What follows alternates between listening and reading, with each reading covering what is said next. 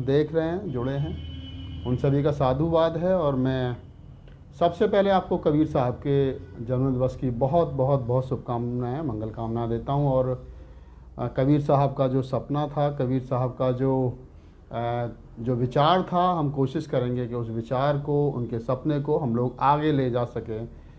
हमारे कवि कुनबे के सबसे पहले कवि जो है वो कबीर साहब हैं। हम उनका स्मरण करते हैं, उनको पढ़ते हैं और उनको पढ़ करके हम लोग यहाँ तक पहुँचे। उनका जन्मदिवस है, तो आज उनके जन्मदिवस पर हम ये संकल्प लें कि हम उनकी विरासत को आगे बढ़ाएंगे और पूरी ईमानदारी के साथ हम उनकी विरासत को आगे बढ़ाएंगे।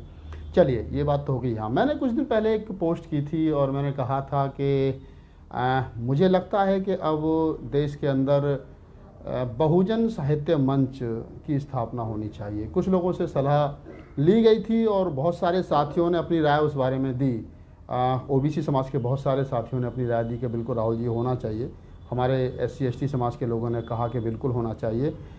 मैं इस बारे में एक बात यहाँ स्पष्ट कर देता हूँ और कि इसकी ज़रूरत क्यों है। मुझे ऐसा क्यों लगा कि बहुजन साहित्य मंच बनना चाहिए, तो इसके बारे में मैं ये कह सकता हूँ आप लोगों से कि मुशायरों पर, जो मुशायरे होते हैं उन पर मुस्लिम समाज जो है उनका अपना कब्जा है, उनकी अपनी उनके अपने शायर हैं। अगर हिंदी के कभी भी वहाँ जाते हैं या वो हिंदी वाले उनको, तो मुशायरों पे जो है वो मुस्लिम समाज का अपना कब्जा, उनकी संस्कृति है और अपनी संस्कृति के हिसाब से उसको चला रहे हैं।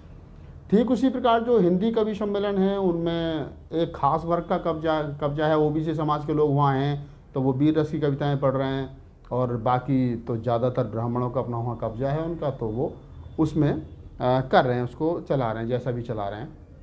लेकिन मैं ये सोचता हूँ कि मुशायरों पर मुसलमानों का कब्जा और हिंदी कवि सम्मेलनों में जो है वो हिंदू, कट्टरवादी हिंदू या सनातनी परंपरा को मानने वाले जो लोग हैं उनका कब्जा जो है वो है। तो ऐसी स्थिति में क्या, मैंने जो 10 साल पहले काम शुरू किया था और ये कहा था कि मैं बहुजन समाज के महापुरुषों पर कविताएं लिखूंगा और मैं काम करूंगा, आज 10 साल पूरे होने के बाद में मुझे ये लग रहा है कि मैंने जो काम शुरू किया था, पूरी ईमानदारी के साथ 10 वर्ष पहले वो शुरू किया था, और वो काम आज मुझे लगता है कि मेरे बाद में जो जो रास्ता मैंने बनाया केवल बहुजन मंच कविताओं का, बाबा साहब बुद्ध, कबीर, नानक, रैदास, फूले साहब और तमाम अपने बहुजन समाज के महापुरुषों पर जो मैंने कविताएं लिखी, गीत लिखे, और वो कविताएं और गीत वो आप तक पहुँचे, तो उसका ये फ़ायदा हुआ कि मेरे बाद में जो मुझसे, जब मेरे समकालीन जो कवि थे वो दलित कवि होने या बहुजन समाज का कवि होने की पहचान से डरते थे। लेकिन जब मैंने मंच पर खड़े होकर के ये कहना शुरू किया कि मैं बहुजन समाज का कवि हूँ, मैं दलित समाज का कवि हूँ और मैं चमार कुल से आता हूँ, तो लोगों में, युवाओं में एक जागृति आई और उन्होंने कहा कि नहीं भैया, हम आपके साथ हैं। तो बस देखते देखते कारवां बन गया और मेरे बाद में बहुत सारे कवि आए, मंजीत आए, हमारे भाई दिनेश करदम जी, सुनील जी, और अनिल करदम जी, सुनील धनकर जी, और बहुत सारे साथी देश भर में। पवन तारा ने, नया लड़का, बहुत अच्छे छंद लिख रहा है आजकल। ओबीसी समाज से हमारे बीच कुमार आकाश हैं, बहुत बढ़िया बाबा साहब की मूवमेंट पर लिख रहे हैं। उधर राहुल सोनी, खीरी लखीमपुर से बहुत सारे ऐसे हमारे साथी जो हैं वो आए हैं कि अब मैं देख रहा हूँ कि हमारी समाज की लड़कियाँ आई हैं। प्रीति गौतम है लड़की, बहुत अच्छा लिख रही है, मिशन मूवमेंट पर कविताएं बहुत अच्छी लिख रही है। तो सुनीता बौद्ध जी हैं टूंडला से, बहुत बढ़िया लिख रही हैं। तो अब ये 20, 25, 30 कवियों का एक कुनवा बना है। हम लोगों ने मंच भी तैयार किए हैं। आपने पिछले दिनों देखा कि बहुजन साहित्य मंच किस तरीके से जो है वो एक प्रकार से, मैं कहूँ कि लोगों के पेट में, मनुवादी लोगों के पेट में दर्द भी हुआ। और दर्द इस बात को लेकर के हुआ कि जैसे अखिल भारतीय कवि सम्मेलन, अखिल भारतीय मुशायरा, तब अखिल भारतीय बहुजन कवि सम्मेलन होने शुरू हुए। तो अब उनको लगा कि ये कि इन्होंने क्या बहुजन समाज के नाम से एक नई चीज़ जो है वो निकाल दी है। तो ये उनके लिए एक नई चीज़ हो सकती है, लेकिन हमारे लिए हमारी विरासत है। मैं 2 चीज़ यहाँ स्पष्ट करना चाहता हूँ कि एक तो हम बहुजन साहित्य मंच रजिस्टर्ड कराएंगे और उसको हम बनाएंगे। उसकी ज़रूरत इसलिए है कि हम लोग अपने आने वाले जो हमारे युवा कवि हैं और जो हमारे बच्चे हैं उनको एक मंच दे सकें कम से कम, और उसके पदाधिकारी होंगे, जिम्मेदार साथी होंगे। और मैं चाहता हूं कि मुल्क भर के जो हमारे युवा कवि हैं वो उससे जुड़ेंगे और जुड़ेंगे, उसके मेंबरशिप लेंगे, और मेंबरशिप से देश भर में हम एक प्रोग्राम ऐसा ज़रूर करेंगे कम से कम, जिस मंच पर हमारे युवा कवियों को हम मौका दे सकें। एक तो ये महत्वपूर्ण जानकारी आपको देनी थी कि हम इस मंच की ज़रूरत इसलिए कि एक कवि सम्मेलन उस मंच के बैनर तले किया जा सके बेहतर तरीके से। दूसरा ये है कि जो नए कवि हमारे समाज के आ रहे हैं और उनको कविता की बारीकियां बतानी हैं, सिखानी हैं, तो उसके लिए भी हम कोशिश करेंगे कि उनको क्लासें दी जाएं।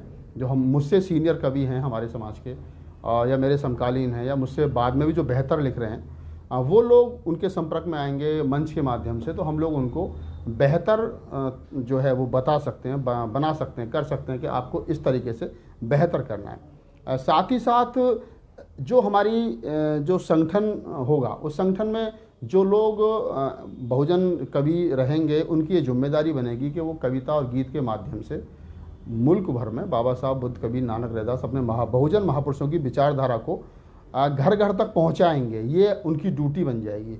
और संगठन के जो पदाधिकारी हैं वो तमाम एक दूसरे से जुड़े रहेंगे, क्योंकि संगठन जो है वो मंच जो है वो हमको इकट्ठा करता है, जोड़ता है।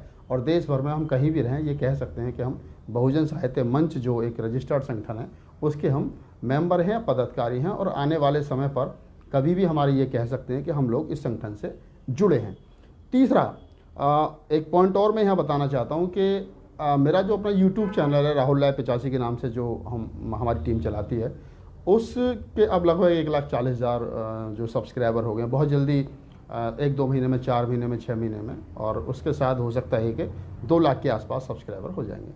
तो मेरा अपना मानना है कि हम एक ऑनलाइन जो है वो कवि सम्मेलन, एक हम स्टूडियो डेवलप करेंगे राहुल लाय 85 जो हमारा न्यूज़ चैनल है, उसी पर एक वीकली कवि सम्मेलन हम लोग करेंगे। और उससे हमारे जो कवि हैं उनको एक मंच मिलेगा, उनको एक चैनल मिलेगा।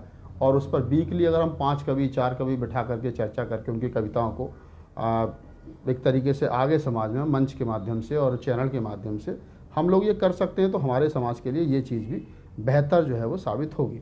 इसी के साथ साथ तीसरी और चौथी और अंतिम बात मैं ये कहना चाहता हूँ कि मैं आज भी देखता हूँ तो मुझे पीड़ा होती है कि हमारे समाज के जो बहुत सारे कवि हैं जो दूसरे मंचों पर हिंदी कवि सम्मेलनों में हमारे लोग पढ़ रहे हैं, बाद में पीठ पीछे पता चलता है तो दलित है, तो उसे गालियाँ पड़ती हैं जाती है। अभी पिछले दिनों एक घटना हुई, मैं नाम नहीं लूँगा उस कवि का, मेरे पास फ़ोन आया कि भैया उसको बड़ा अपमानित किया गया। तो मैंने कहा क्यों उनके मंचों पर जाते हो?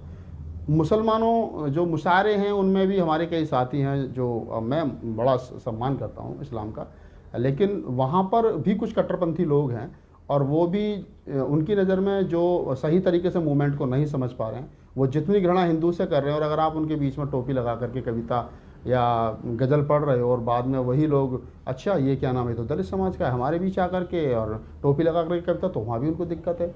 तो मैं कह रहा हूँ कि हम अगर हमारा अपना मंच होगा, हम घटिया भी करेंगे, आज घटिया करेंगे, कल बेहतर करेंगे और परसों हो सकता है उससे भी ज़्यादा बेहतर करेंगे।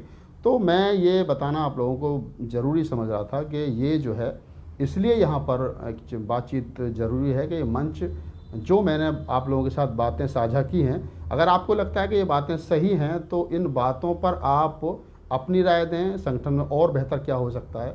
मैं किसी पद पर रहना नहीं चाहता हूँ, लेकिन मेरी नज़र में ऐसे लोग हैं जो संगठन के पदाधिकारी बन सकेंगे। मैं चाहता हूँ कि बिना पद के रहता हुआ संगठन में काम करूँ और आप तमाम लोग जो हैं वो इस संगठन को ईमानदारी से चलाएंगे। पूरे जो देश भर के बहुजन कवि हैं जो मूवमेंट पर लिख रहे हैं उनकी हम लोग लिस्टिंग करें और उसके बाद में उनमें से जो आदमी जिस काम को बेहतर कर सकता है, जो वो व्यक्ति जिस पद के लिए डिजर्व करता है, उस पद पर उसकी नियुक्ति होनी चाहिए। संगठन का कार्यालय हम दिल्ली में हेड ऑफिस बनाएंगे, उसी संगठन के हेड ऑफिस में एक हम स्टूडियो डेवलप करेंगे और उसी डेवलप में संडे के संडे या जो भी दिन सब लोग साथी निर्धारित करेंगे उस पर कविता की चर्चा होगी, कविता होगी, कहानी होगी, गीत होंगे। और उन लोगों को, वो सारे लोग हमारे यहाँ बैठेंगे और जो समाज में उपेक्षित, मतलब हमारे समाज में ऐसे लोग थे जिन्होंने बड़ा अच्छा काम किया, लेकिन आज वो गरीबी के कारण, आज संसाधनों के ना होने के कारण, किसी भी एक, मैं कहूँ कि एक ऐसी मतलब गरीबी में जी रहे हैं, उनको लोग पहचान नहीं रहे हैं, बात नहीं कर रहे हैं, ऐसे लोगों को भी ढूंढ करके लाना हमारी अपनी जिम्मेदारी है कि हम उनको लाएंगे, उनसे हम इंट्रोडक्शन लोगों को कराएंगे कि ये वो लोग हैं, हमारी विरासत है जिन्होंने यहाँ तक इनको देखा। मैं तमाम साथियों को धन्यवाद करता हूँ और मैं उन साथियों का भी धन्यवाद करता हूँ जिन्होंने लोकगीत लिखे और रात रात भर उन्होंने हारमोनियम और ढोलक लेकर के गांव-गांव जाकर के मूवमेंट का प्रचार किया, चाहे बसपा के लिए किया, चाहे मूवमेंट के लिए, मतलब किसी भी हमारे बहुजन आंदोलन को गति दी उन्होंने। लेकिन बाद में आज वो भी लोग हाशिए पर हैं, तो हम उनको भी सोचेंगे कि उनके बारे में भी कुछ ना कुछ अच्छा उनको भी पहचान मिले। मैंने पिछले दिनों एक चैनल पर गीत लगाया था, देशराज बौद्ध हमारे एक सिंगर हैं, उनका 1 लाख से ज़्यादा लोगों ने देखा है और वो एक खाट पर बैठ कर के गा रहे थे। तो संसाधन होना ज़रूरी है। आज उनको 1 लाख लोगों तक उनकी आवाज़ पहुंची है एक हफ्ते में, तो बड़ी बात है। हम उन सारी प्रतिभाओं को ढूंढेंगे और लाएंगे। तो बस यही चर्चा मुझे आपके साथ करनी थी, और आपको मेरी इस पर कोई जो भी सुझाव देनी हो आप मुझे ज़रूर बताएं और मुझे अच्छा लगेगा। जय भीम, नमो।